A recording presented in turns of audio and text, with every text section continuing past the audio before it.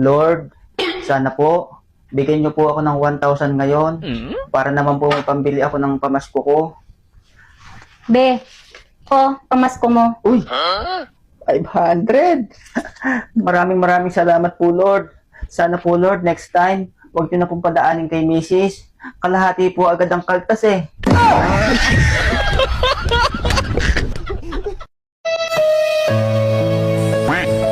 Love, anong ulam? Ang paborito mong tuyo. Tuyo na naman. Ano ka ba naman? Babasain mo na lang.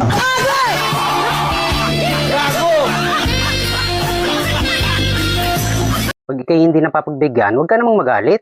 Hindi naman ako nagagalit. Ang sa akin lang. Ang liit-liit na nga, pinagdadamot mo pa. Eh syempre, kailangan din naman may pahinga. Ikaw naman hanggat may lumalabas, gusto mo dali ng dali. Pag nasobrahan to, baka manghina to. Alam mo naman na ito lang ang buhay ko. Ibig sabihin, maigsi lang ang buhay mo. Uy, alam mo ba yung itsura mo sobrang perfect? Oo, yung mata mo ang ganda. Yung ilo mo bagay na bagay sa'yo. Yung labi mo kissable. Di ba? Alam mo pwede ka maging artista. Totoong hatanghik. May tuhalit ka ba dyan? Balik ko lang sa katapusan, promise. May nagsabi sa'yo na dapat kang maligo araw-araw, isang malaking kasinungalingan yan. Akala mong healthy ang mga prutas? Pakinggan mo tong sasabihin ko. Mahal, paano kung meron lang tayong 1 oras para mabuhay? Anong gagawin mo? 1 oras? Ikaw, anong gagawin mo? Ako, pupunta ako sa mamahaling restaurant. Tapos kakainin ko yung mga pagkain na hindi ko pa natitikman sa buong buhay ko. Hindi na tayo aalis ng bahay nun. Bakit? Syempre, huling oras na natin yun Magbibimbangan na lang tayo.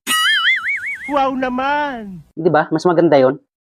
Oo, maganda naman yon. Kaya lang, anong gagawin natin dun sa 59 minutes na natitira? Pare, lalim ng iniisip mo may problema ba? Nagpa-check up kasi si Mrs. pare. Sabi ng doktor, kambal daw yung pinagbubuntis niya. Oh, anong problema ron? Dapat nga matuwa ka. Kasi 2 ang pinagbubuntis ng asawa mo. Yun nga ang problema pare. 2 ang pinagbubuntis ni Mrs. Sinong ama nung isa?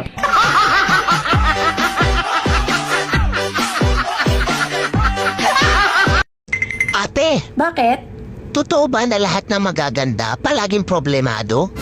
Bakit ako tinatanong mo? Ang dami-dami ko na nga problema, Dadagdag ka pa? Mamili ka! Ako o yung babae mo? Eh bakit kita pipiliin? Babae ka ba?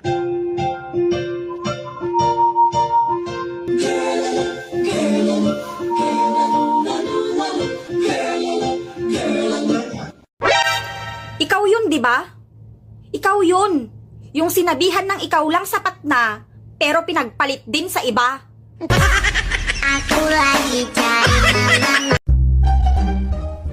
Butchok, ano ang regalo mo sa 25th anniversary natin? Ano? Dadalhin kita sa South Africa. Wow. Wow, ang sweet mo naman.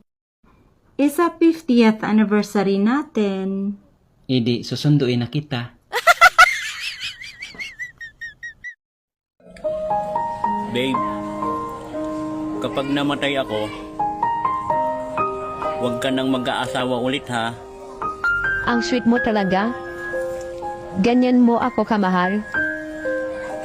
Di naman sa ganon. Ayoko lang nilang maranasan ang sinapit ko sa'yo.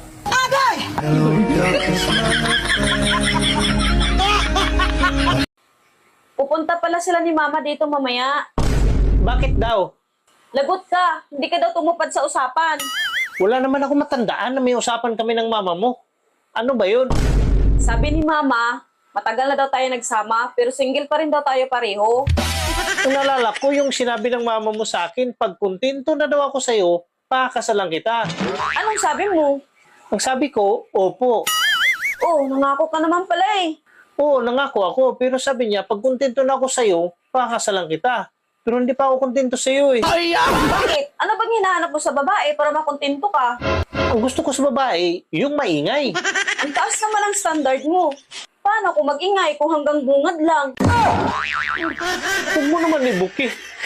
Pero ang gusto ko pa talaga sa babae, yung parang bubuyog. Bakit parang bubuyog ang gusto mo? Ang bubuyog kasi, pag nangangagat, pati puwit niya tinutusok. Yan ang gusto ko sa babae. Nag-iisip ka ba sa sinasabi mo? Oo naman. Bakit? Paano naman ako manunusok na parang bubuyog? Wala naman akong panusok. Maniniwala pa ako kung ikaw. Kasi may panusok ka. Maiksi nga lang. Sobra-sobra naman yan sa'yo. Tsaka ito ang pinakagusto ko sa babae na wala talaga sa'yo. Gusto ko sa babae yung pumapalag talaga, gumaganti. Kasi wala ka lahat nun eh. Kaya hindi ako kontento sa'yo. At hindi kita pakakasalan. Gusto mo pala pumapalag. Gumaganti. In short, palaban. Aba, oo, syempre. Andyan yung lasa sa mga babae. Wala ka nun eh. So hindi kita pakakasalan. Ganun ba? So, pwede na ba ito? Next week, sabihin mo sa mga magulang mo, magpapakasal na tayo.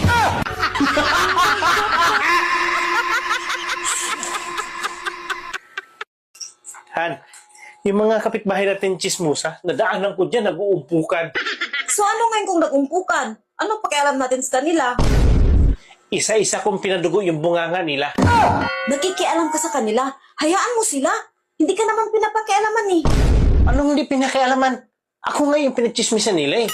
Paano daw ako nagustuhan ng babae? Ang liit daw yun sa akin, tapos supot pa. Pag once na nalaman ko kung sino yung babae na nagkalat niyang ganang chismis, itapat ko na habang nagsasalita siya, paduguin ko yung bunganga niya. Di ba, Han?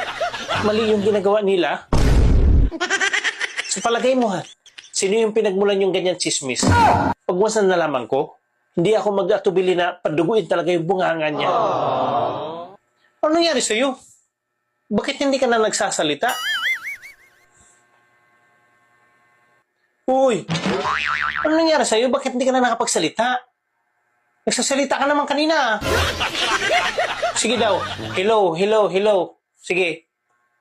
Hello, hello. Oh, nakapagsalita ka naman ah. Bakit pag about dun sa topic na kung sino yung nagkalat na supot ako at malit nyo sa akin, hindi ka makapagsalita? Baka kasi paduguin mo bunganga ko. Ikaw pala yun sa lamig.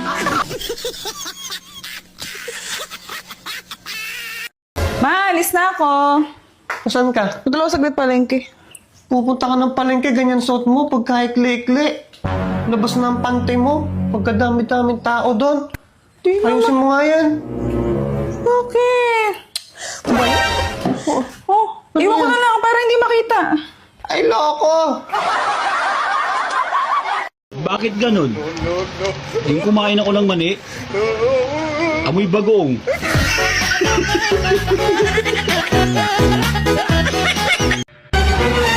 Mahal, may tanong ako sa'yo.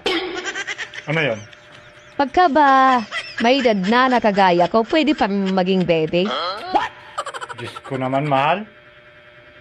Ang tanda mo yan, magpapababy ka pa. Ikaw naman. Ganon. Bakit ikaw? 53 ka na, ang tanda mo na. Pero kung makadede ka sa akin, daig mo pa ang baby.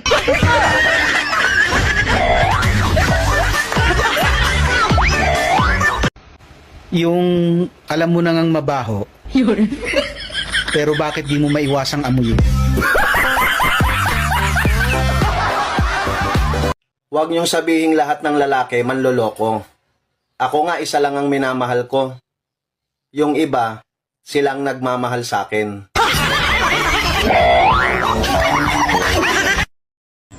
Daddy, may tatanong ako. No ma, stop. Alam ko na yan. Itatanong mo kung mahal pa ba kita? Ang sagot ko, oo. Mahal na mahal kita ma. Wagas at dalisay ang pag-ibig ko sa'yo. Hindi yun matutumbasan ng kahit anong material na bagay. Ikaw, at ikaw lang, ang iibigin ko hanggat ako'y nabubuhay. Itatanong mo rin kung may babae ako? Ang sagot ko, wala. Ayaw kong gumawa ng kasisira ng pamilya natin na aabot sa puntong maghihiwalay tayo. Paano na ako? Hindi ko kayang mabuhay pag nawala ka ma. Itatanong mo rin, kapag namatay ka, mag-aasawa pa ba ako? Ang sagot ko, oo. Alam ko naman magiging masaya kapag nakita mo masaya na ako. O ano ma? Nasagot ko ba yung mga tanong mo? Hindi. Allah ka, apa ka, OA mo. Dami-dami mong sinabi. Bakit Nagdemo ka na dyan. Ano ba tatanong mo? Tatanong ko lang. Kung anong uulamin natin ngayong tanghali.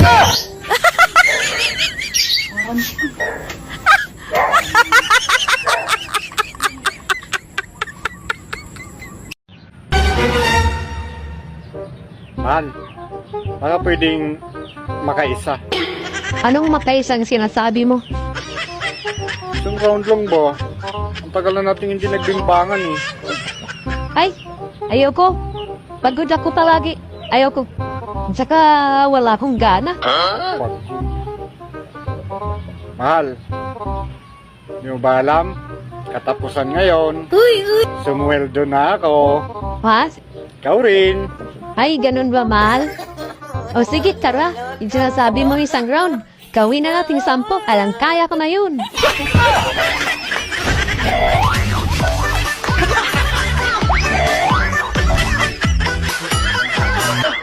Kung ang Ingles ng hari ay king at ang Ingles ng singsing ay ring, ano naman ang Ingles ng singsing at tatlong hari? Aring king king king?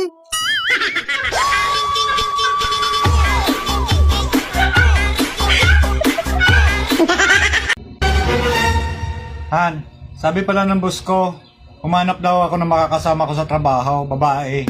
Parang assistant, parang secretary ganun, kasama ko sa field. O di maghanap ka. Basta wag kang kukuha ng maganda, sexy, at mata. Bakit naman? Basta ang kunin mo yung may edad na. Yung hindi sexy at hindi maganda. Yung maitim, pandak, at wusyag na. Yun ang hanapin mo. Okay. Gets ko na. O sige, pumasok ka na bukas.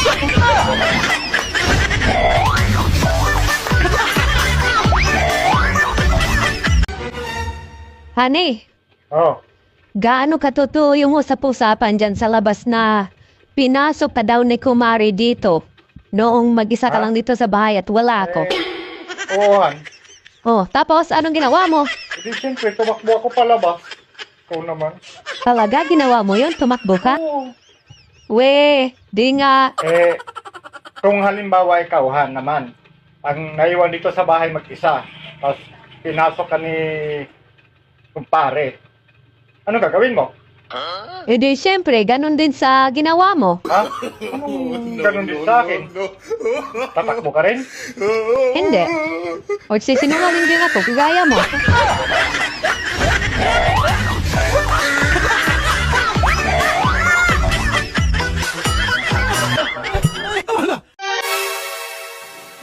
Bakit may baril ka? May nagbabanta kasi sa buhay ko. Ala, ano bang pagbabanta ang sinabi niya sa'yo? Mamahalin daw niya ako. Huwag mong sabihing ikamamatay mo kapag nawala siya. Huwag kasi puro siya. Kumain ka ng iba.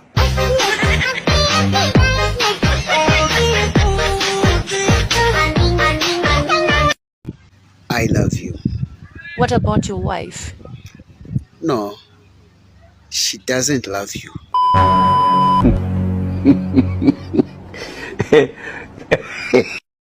Pag napatawa mo ko sa joke mo, pagbibigyan kita ngayong gabi.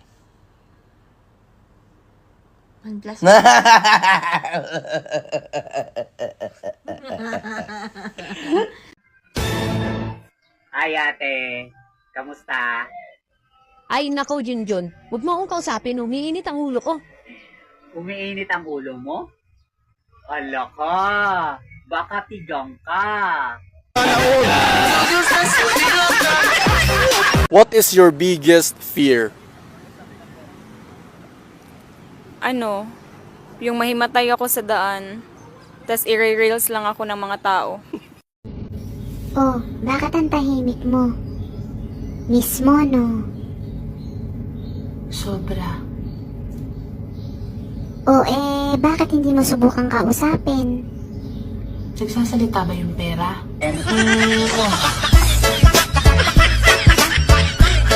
Yab, may sasabihin ako. Ano? Magpapatali na ako para hindi na ako magbuntis uli. Ang hirap kasing masundan yung mga bata eh. Bahala ka. Eh paano kaya kung sa'yo na lang yung paputol mo? Kahit ako. Bakit naman Ayoko nga. hindi? Wala namang mawawala sa pagkalalaki mo.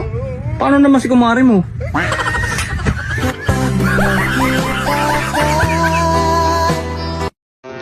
Ay, kapagod. Kaya nga eh. Tigilan natin to. Di na rin naman kita mahal. Anong pinagsasabi mo? Sabi ko nakakapagod, ang dami kong ginawa dito sa bahay. Hindi mo na ako mahal? Mahal. Sinungaling! Sinungaling! Sinungaling! Sinungaling ka. Kung ang English ng alitap-tap ay firefly, ano naman ang English ng tutube? Butterfly. Mali. Ano ang English ng tutube? Ay, alam ko yun. Dragon bird! Anak ka ng pu. Mali. Pag mahal ka ng isang tao, dapat hindi ka sas. Kung bakit ka umiiyak? Paano kasi? Ano paano kasi? Sinaktan ka ba niya? Ang laki ng junjun niya. Mahal, di ba wala kang trabaho? Oo. May nag-alok sa akin 1.5 per day. 1.5 per day? Ang laki ah. Saan yan? Anong trabaho? Sa palengke, gagawin ka lang tagtaran. Pero nakatalikod ka naman, hindi ka naman kaharap. Kung ikaw ko yung tagtarin ko, kung ikaw yung tagtarin ko, nananahimik ako dito. Gusto mo patagtad ako? Nga ka? Baka lang naman... Hindi! Huy, kamusta takbo ng buhay mo? Anong takbo? Nakaupo lang ako maghapon.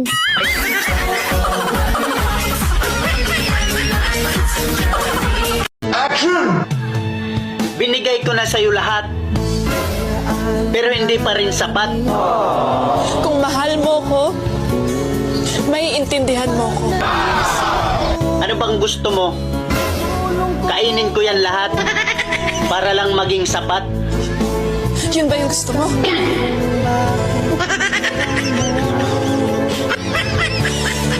Sige!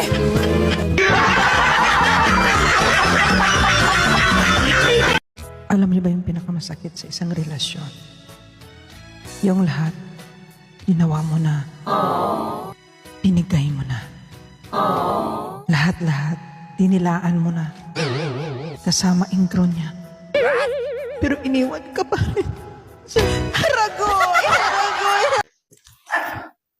Daddy, hindi ka malang nakaisa kagabi? Oh, pasensya ka na. Pagod ako eh. Eh, paano kasi kung ano ang iniisip mo eh? Hindi, pero pag kay Maring Blessing, nakakatatlo naman ako. Ano?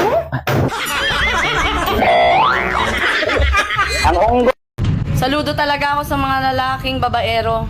Kahit alanganin yung muka. Hindi ko ako. Kahit na di